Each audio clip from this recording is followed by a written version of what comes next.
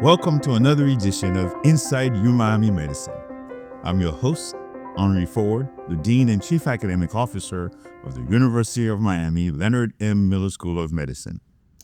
Today we are exploring the transformative impact of artificial intelligence in radiology, focusing on how AI is enabling radiologists to identify critical findings with unprecedented speed and accuracy.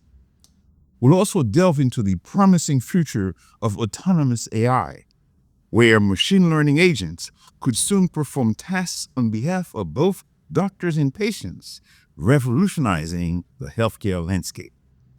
Joining us to discuss these revolutionary breakthroughs is Dr. Dr. Alexander McKinney to be precise, the Shapiro Professor and Chair of the Department of Radiology at the University of Miami Miller School of Medicine and Chief of Radiology Services at UHealth, the University of Miami Health System, and Jackson Health System. Dr. McKinney, welcome to the show. Thank you, Dr. Ford, for having me. Well, before we delve into this exciting field of AI in radiology, please share with the audience a little bit about your background and how you came from being this young man with aspirational goals and to now being the chief of radiology at the University of Miami. I promise I'll keep it quick. So I grew up in 4,000 acre ranch in Arizona. We lost our ranch when I was young, moved to Washington, D.C. for a little bit, and then Minnesota. And in Minnesota, I grew up at an inner city high school. I did then go to Vanderbilt for majors in electrical engineering, biomedical engineering, and mathematics. So I was a triple major. And went back to medical school. Just triple major. Yeah. Yeah. I got through. Let's just put I even if I didn't score the highest, but I got through and finished them. And then Pretty ambitious though. well, yeah, I thought I had wanted to work on pacemakers, which I did, and ended up at a pacemaker company in Minnesota. They've changed their name since. And after a year, and I thought I wanted to be a PhD, took the GREs, and then scored well. But then I figured out that really I like being a bit more hands-on and working with patients. And so I signed up to go into medicine. An interesting paradox is I ended up going into diagnostic radiology after that. How do you not want to work with inner city patients? But hold on, how do we go from engineering, pacemakers into medicine? Where's the connection? Yeah, so I wanted to actually see patients, strangely, and that was something that was thought was lacking when I worked with FDA testing of pacemakers. And so the interesting thing about it is I wanted to go into something that was purely objective because I thought that found there was a lot of bias in medicine, frankly. It was, and so I think that's how I gravitated toward radiology. It was the scientific mind, also with objective data. I don't know what a person's background in, whether they have money or not. By looking at the images, right? I look at what they have, what they're diagnosed, and so I like the objectivity of imaging, and so that's how I think I transformed from. And maybe that's the paradox of I wanted to take care of patients, but I also want to do something objective for patients because I thought access and health, equity needed to be there. And I think imaging has the ability to do that. I imagine the fact that your mother was a nurse and working in the Navajo reservation, I assume that must have influenced your interest in medicine. Yeah, we lived on the border of the reservation. My dad used to play football for a major college, and then he stopped early. My mom finished school at the Case Western Reserve. Then we moved straight to Winslow, Arizona, and lived on 4,000 acre ranch next to the reservation. So yes, I saw a number of disparities outside of health, but health was one of the biggest ones, and that's why my mom wanted to work there, and we stopped. Back then, I-40 stopped right at the, the freeway didn't go through, so we just stopped and bought the first piece of land we saw. And then, yeah, it really has inspired me. And then I moved to the inner city after a few years, and I saw more disparity. So engineering background, exposure to health disparities and on two fronts, medicine, and somehow we get into radiology and the application of all these experiences to resolve, I guess, gaps in making sure that there is more equitable healthcare. So just link it all for us. Yeah, so we were gonna, if you do a little bit early reveal, Dr. Ford, but we really want radiology to move away from being diagnostic and interventional to more. There's the need for that, right? But to be more preventional, right? And I think that because there's just so much imaging data out there now, collectively, it's been amassed over the last 30 years, and we didn't have the abilities with technology to one digest it all and contain it all at one time, and now we do, and then assess it collectively en masse, we didn't technology that couldn't exist 20 years ago, and now we have that ability, so we can identify and actually use imaging to figure out disorders that even aren't necessarily that I see as a radiologist. There's plenty of disorders we don't follow that are objectively on the films, and I think we could be preventional for those, like coronary artery calcifications, noted or arterial disease on a mammogram. But now we're finding that even imaging findings linked up with lab findings point out that someone's at risk for disorders. So we're moving towards preventional radiology. It's not a field yet, but I believe that's going to be the future with AI. And that's a great way to transition into the topic of today's. As an engineer, you appreciate the importance of data, and it's the accumulation of data that have opened new doors, new possibilities for how you apply the radiology, the tools you have in radiology to actually solve some of the critical questions that we have in the medical arena. So tell us about the importance of data science and its application to the field of radiology in helping to solve some of those problems. Yeah, so if we just assume that even radiology itself is really not totally objective, right? Because there has to be the access to get the images in the first place. But based on research data and on clinical data, there's enough data to look at trends, right? And so it's very necessary to have the ability to store all that, right? And the ability to process all that. And I think radiology is critical because one, it is objective, but another thing is the government actually had to pass laws, and it has been doing that over the last 10, 15 years to get us all to talk to each other, right? And so you might have heard of the information blocking laws and the it's called HIDOMP, but the Office of National Coordinator. There are now rules that force us to share with each other so we can take care of people. If Alex, just in our own hospital, if Alex McKinney's not talking to Dr. Henry Ford, in that communication, you can see how that would hurt one patient. Now look at mass population where we're not communicating results, we're not communicating findings, research. So radiology is really an objective, 40 years old type of technology. And that's a good thing, 40 years old, because we preceded even the current medical record and the ability to capture all of these data elements and now objectively process them together. So the good news, we can go back 30, 40, 50 years on imaging data and now look at trends and learn from that retrospectively, and then now with AI move prospectively. So let's break it down. So I'm a radiologist. My job is to read films, whether it's CAT scans, X-rays, and a variety of other imaging studies. The fact is, I'm human. There may be a few things that I don't quite notice.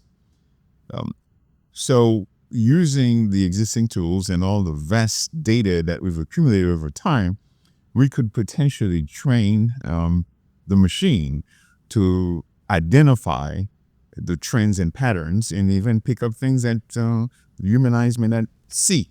Is that what I'm understanding? Yeah, and I think right now we're in some intermediary phase just overall with that. I think right now we're doing the more focused models, right? Focused on early identification of coronary calcification. We're doing this at university. Well, probably the first in the country to do this at the university.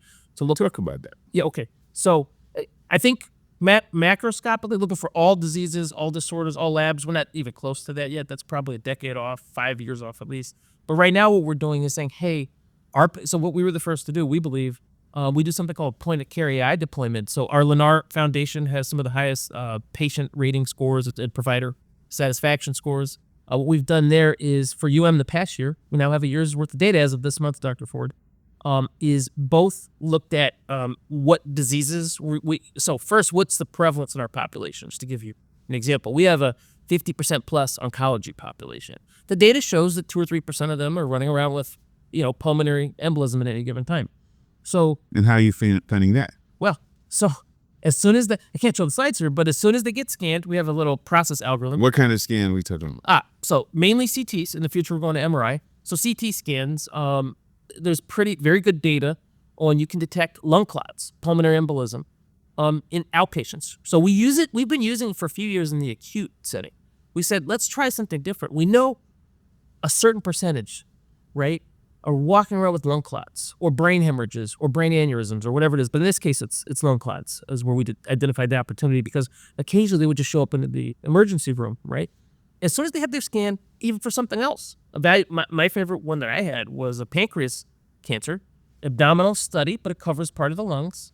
And even being a neuroradiologist, I felt educated enough to say, wait a minute, this is going to be read by the person who, formally, will score the pancreas and the liver and all the nodes and all that. But I noticed there was a lung clot on one of those using AI, of course, and it made me smarter and educated me as a brain radiologist. But the main thing is we got the patient to the emergency room faster. And that's what's happening is we can do faster care in the positive patient. So it's kind of like the old song, accentuate the positive, eliminate the negative, and get them in quicker. Let's slow down. There was a lot there. Let's slow down. So I come in for a CAT scan to evaluate my potential pancreatic cancer. Yes, sir. This AI tool that you've applied to the scanner somehow for the interpretation is able to pick up something in the lungs that says, hey, we have pulmonary embolus to the lung. Yes, sir. Before they leave the remote. And they may not have been symptomatic from it, but we don't know if they were going to become symptomatic when they step out. Our data shows that about 90% of the time plus they're not, but that doesn't mean they won't be, and many of them will be. And so we're picking it up, and so before they leave the room, the scanner, the site, we actually invested in what we call HI, with your permission and Dr. Parek's and other leadership, to get a certain number of advanced practice providers to, when Dr. McKinney says, oh, that AI is right, deploy the human interacts with the patient and make sure we have a disposition to go like, okay, it's not that bad. So it actually measures the amount of clot and everything else. So we've had a few cases go straight to the hospital. Most of them will go to a clinic appointment the same day, next day, whatever. So they get further evaluation. Oh yeah. But let's think about it. So I'm in the scanner. The scan is done. I'm now out. I'm getting dressed, and somehow you press a button, and AI gives you a preliminary reading or assessment of all the things that are suspicious. Is that right? Yeah, not all the things. Before the radiologist actually gets to it. But walk us through that. So you could pay tens of millions of dollars for dozens of things and then find that you don't have that many positives because it's not something your patient's population is at risk for. So the word I use is at risk. We know we're at risk in our population for several things, which I won't go into all of them here, but let's start with the lung clots, right? So we deploy it on the scanner as they're getting done. The data goes to the cloud. The data comes back from the cloud within 3 or 4 minutes, right? So that's the time for the patient to get their pants on, all that stuff, get cleaned up, right? Go to the water cooler, whatever. Before they're even done doing all that, we've got a preliminary result. They're flagged right away, right, for the positives. They then query the provider, so the CT tech, the provider, and the radiologist will say, hey, this is a positive case. If it's not positive, they don't alert us right away. But if it's positive for whatever diseases we're looking for that we're at risk for, then we hold that patient to develop a disposition for them using, we call HI, human intervention, right? And so this is not just nurses, it's also like former film file people that are clinical coordinators. So humans are getting career development out of this too by having new roles that are created to help the patient on this disposition. And it also leads to new patient visits and other things, by the way. So you're alerted about the possibility of that there is something suspicious. Yes, sir. Okay. And what's the radiologist's role at this point then? To expedite the read. So our data. So you have to confirm it. Ultimately, the radiologist still has to confirm yes, whether or not there is a true abnormality or whether it was an artifact that was being picked up. That's true. We're finding less than 1% of the time it's an artifact. So our 1 year data is that over 90% improvement in the read time or the finalization time. So in other words, we're reading them 90% faster with the positives because we move those to the top of the list. Great. So before the patient leaves, you have official results, and if those results warrant further intervention, then you alert the patient, the referring doctor, so that more tests can be done if necessary, or the patient goes to the emergency room if necessary. So I said I was objective. I don't want to overpromise. So we have an official preliminary on that thing that they're positive for, so they have a disposition. However, there may be more lengthy, like if this is done on a Saturday, there's often more lengthy, dedicated, liver measurements and things like that need to happen, and that might get the subspecialist. So we're identifying those at risk for something and deciding whether it's emergency, positive.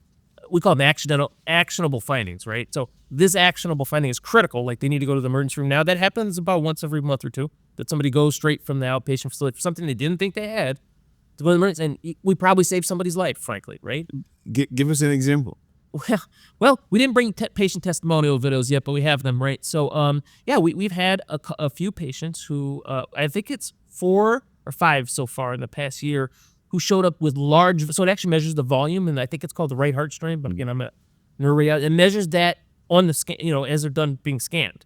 So we've had a couple have the right heart strain, the large volume saddle embolism going to both sides. Wow. It goes straight to the hospital. On the So there's a clot, and for those of us who are uninitiated, so it's a clot that sit in the pulmonary artery going to both sides. So basically it could just completely stop your access to oxygen. Yeah, they could drop and fall right as you're Anytime. walking out of the scanner, as they're walking into, Publix or any store, or when they're driving. So yeah, So what did we do? we sent them immediately. The advanced practice providers called the radiologists, who did finalize it in those cases within a few minutes, sent them immediately to the hospital, contacted the hospital. The hospital has something called a PERT team, pulmonary embolism response team. Dr. Ferreira, Dr. Manny know about this very well, and they've had overwhelming provider satisfaction because they know coming in what they have the therapies ready, and they're treated like that. Fantastic.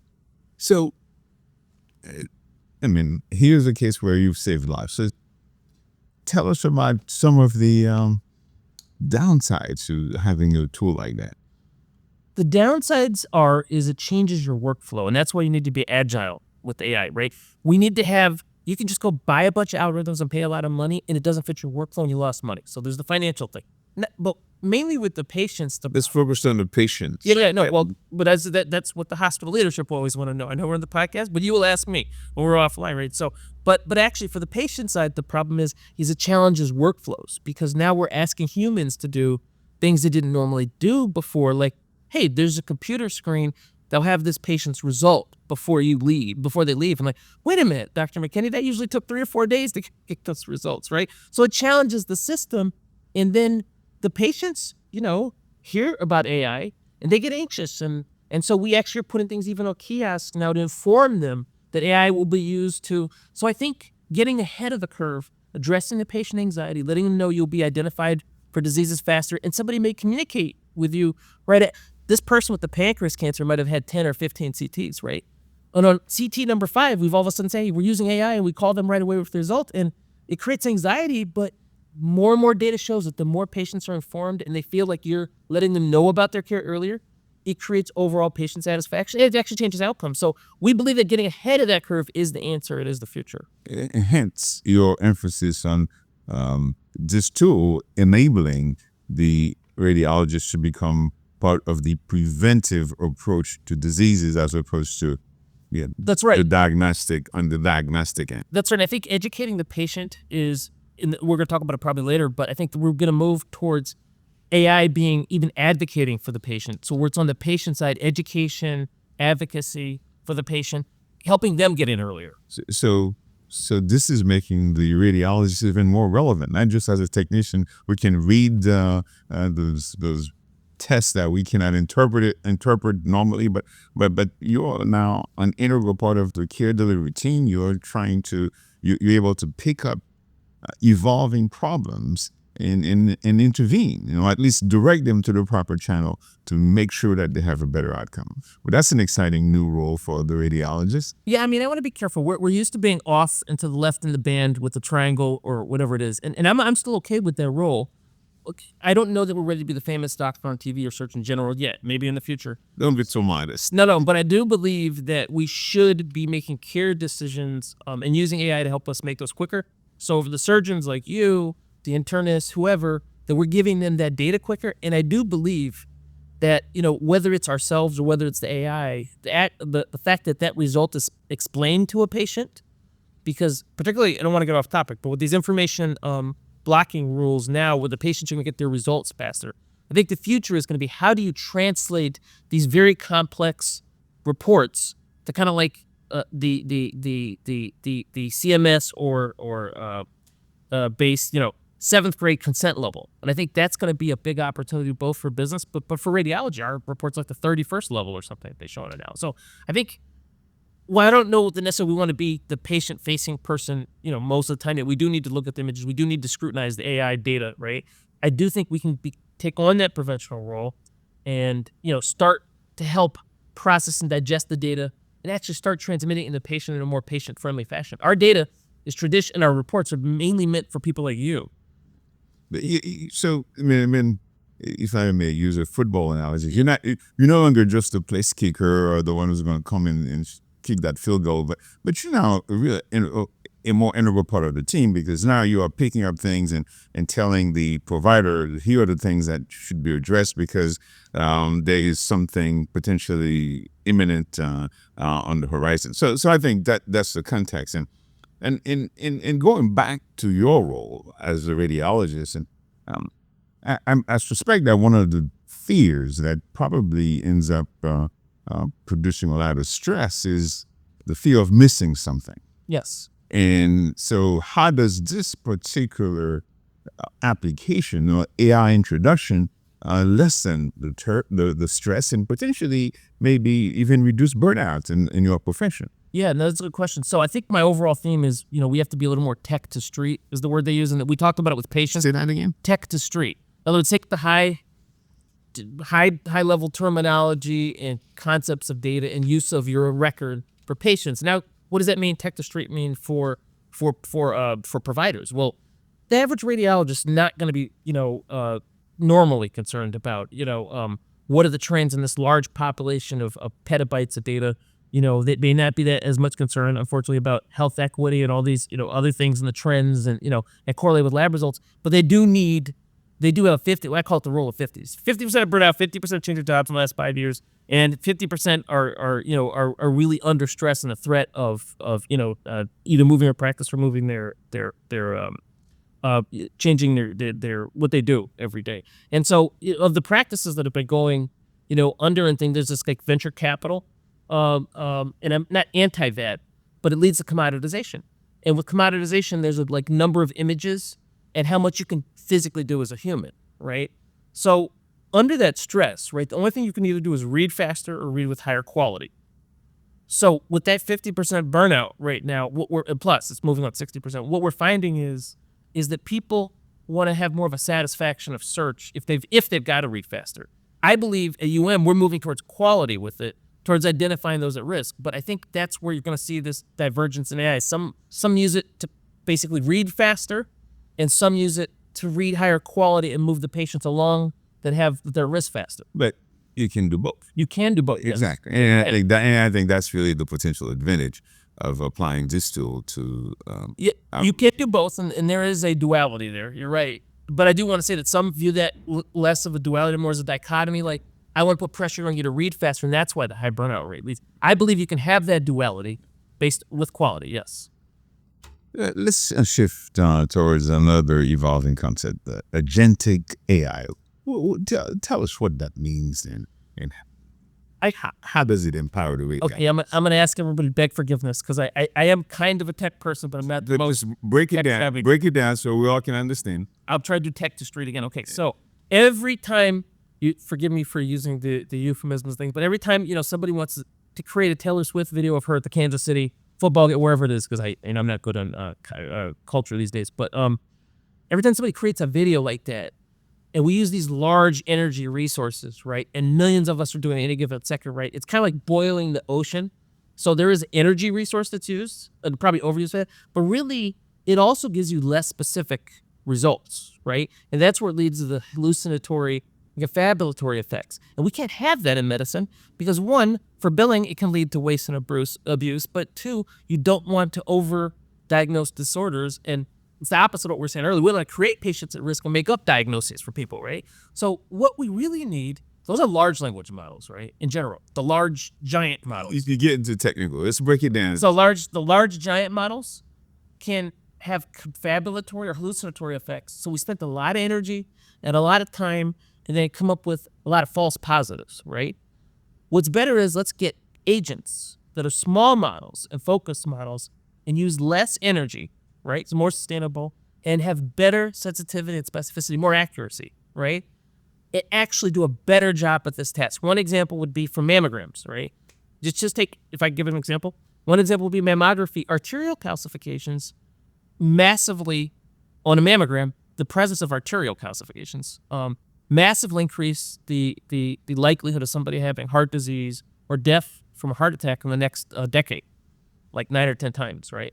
So having that present there, if a model can just do that, right? The agent could just do that and tell the patient or the doctor, anybody, that, hey, you know what? Ms. Jones has these arterial calcifications in the mammogram. So she's there to get worked up for a breast lump, and it's negative for that, but guess what? We found coronary artery disease. We could save her life 10 years from now from a mammogram. Right. So it's an incidental finding. Yeah. But the AI tool, this agentic AI, this agent is able to say, hey, you're going to be fine from your breast cancer, but 10 years from now, you may die from coronary calcification, or coronary artery disease, so you need to start intervening. Yeah, so the agent doesn't need to go create the Taylor Swift videos. It doesn't need to go make music for you, but it can look at your mammogram and look at your other images and say, not you, but, doctor, whoever, Ms. Jones, go ahead and go see your cardiologist right away. Of course, it talks to the agent for me, the radiologist agent or the provider's agent. So we all have our own agents. Say, yes, let's schedule Ms. Jones. It helps you with the scheduling. It helps you translate your report that we talked about earlier.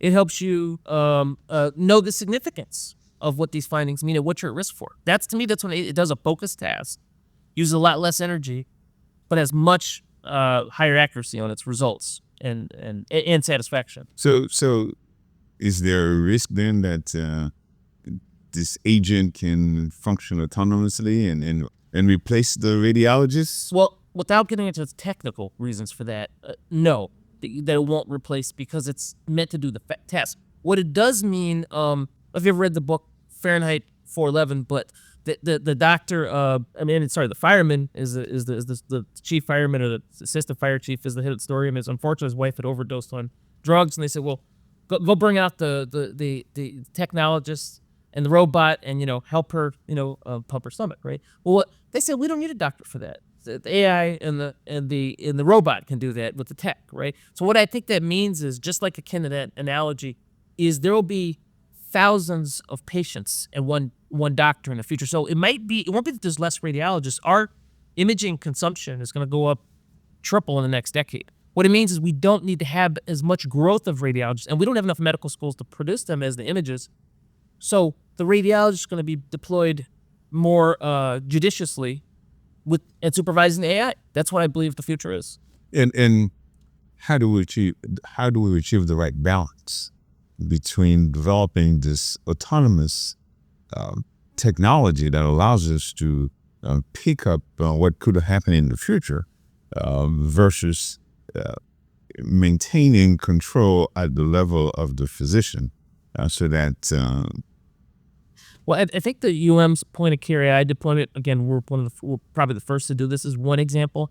When you define what the conditions are, the workflow, and who has what role, right?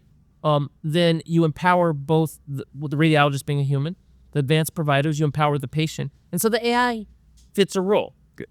In the future, of course, these roles will change, so we have to be agile. But I think, based on the ethics, based on the empowerment of the patient, we don't want the AI to become autonomous, and the checks and balances are there by developing workflows that put the patient at the center. And as a techie, as you like to refer to yourself, how do we apply this ever-evolving technology within an ethical framework to improve our diagnostic tool, diagnostic skills, our ability to take care of the patients, yet without breaching ethical boundaries. Yeah, so there needs to be cross disciplinary and also cross institutional dissemination of ideas and ethics. And so those actually have been developed for radiology right now. I think in the larger field of medicine, they're getting developed. There's a lot of people playing with electronic health records and things. But at what we've decided to do, we're one of a handful of those recognized by the American College of Radiology ARCH AI initiative. So one of the first. And basically, that is a common platform in which governance of decision making ethics, and you actually have to turn over your not necessarily your data, but the results of your data to show, so we can share and disseminate with other institutions. So I'm happy as we're one of the first to actually be in that cross sharing, cross platform, cross institutional, kind of ethics based or ethical based and idea sharing. So we do have those checks and balances you mentioned earlier. Well, Dr. McKinney, thank you so very much for your insight. This has been probably one of the fastest 30-minute podcasts that I've enjoyed. Your knowledge of the field is breathtaking, and certainly the application that you have brought to UHealth in the Jackson Health Services has been just simply phenomenal. And clearly, our patients are better for it. And they have a distinct advantage because of your utilization of AI to diagnose early cases of pulmonary emboli and even saddle emboli for that matter. So thank you for all that you do to elevate the care that we deliver to our patients. And this has been yet another episode of Inside Humanity Medicine with the amazing Dr. Alex McKinney, the Shapiro Professor and Chair of the Department of Radiology at the University of Miami Miller School of Medicine, and the Chief of Radiology Services at both UHealth and Jackson Health System. So please join us again for another episode of Inside Humanity Medicine. Thank you, and see you next time.